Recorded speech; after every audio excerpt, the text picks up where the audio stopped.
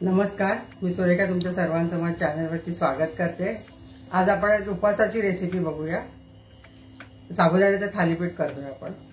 तर ते तुम्ही बघा, तुम्हाला आवडेलच। आवडलं तर लाईक करा, शेअर करा आणि सबस्क्राइब करा।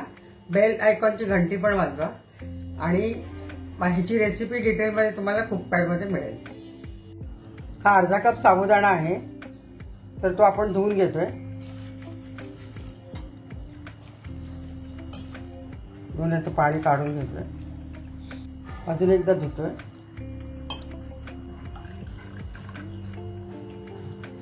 आणि याच्यात आपण एवढं पाणी घालतोय की तो साबुदाणा पूर्ण बुडायला पाहिजे। त्याचं पाणी घालून आपण हा भिजवून ठेवतोय। मी 2 ते 3 तास ऑलरेडी भिजवून ठेवलेला आहे साबुदाणा। ते चांगला मऊ झालेला आहे, तुम्ही बघू शकता। त्याचं आपण थालीपीठ करू। हे आलं, मिरची आणि जिरे, मीठ घालून मी पेस्ट केलेली आहे। तर आपण आता आधी हा भिजवलेला साबुदाणा आहे तो काढून घेऊया।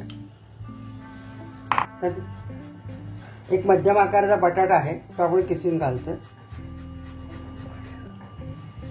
ऑलरेडी मी उकडून घेतलं होतं। हिरवी मिरची, आल्याची पेस्ट घालतोय आपण।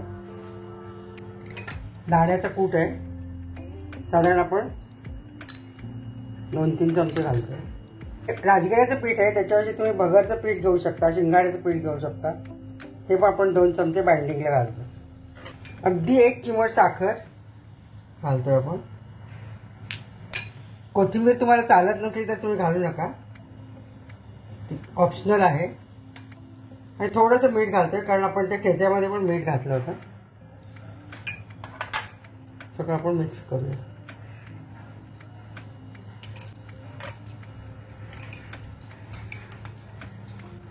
तर त्याच्यात आपण 1 चमचाभर दही पण घालतोय, ते खुसखुशीतपणा घ्यायला।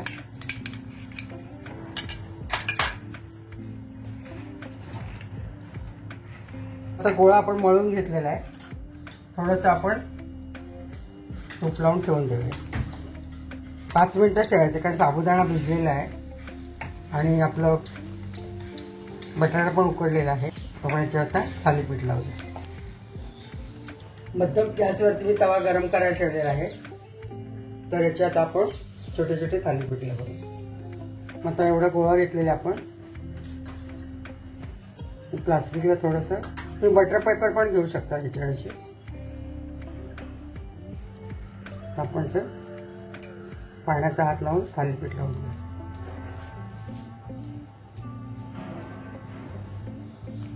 बाइंडिंग कमी वाटलं तर तुम्ही थोडं शिंगाड्याचं पीठ किंवा राजगिऱ्याचं पीठ किंवा बकरीचं पीठ घालू शकता, थोडा बटाटा घालू शकता।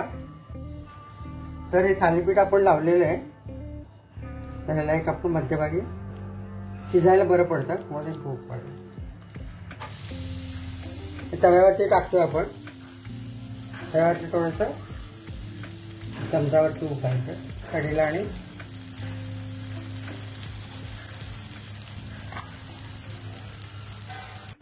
एका बाजूने झालेलं आहे, आपण उलटूया, कारण खरपूस झालेलं आहे। तर आपण हे दुसरं थालीपीठ पण थापले तसंच ते आपण थालीपीठ पाहिजे।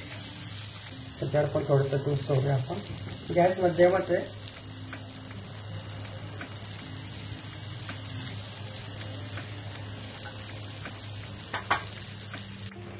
दोन्हीकडनं खमंग भाजलेले आहे। अच्छा, हे साबुदाण्याचे उपासाचे आपले थालीपीठ तयार झालेले आहेत। तेवढ्या अर्धा कप साबुदाण्यामध्ये 5 ह्या साईजचे होतात।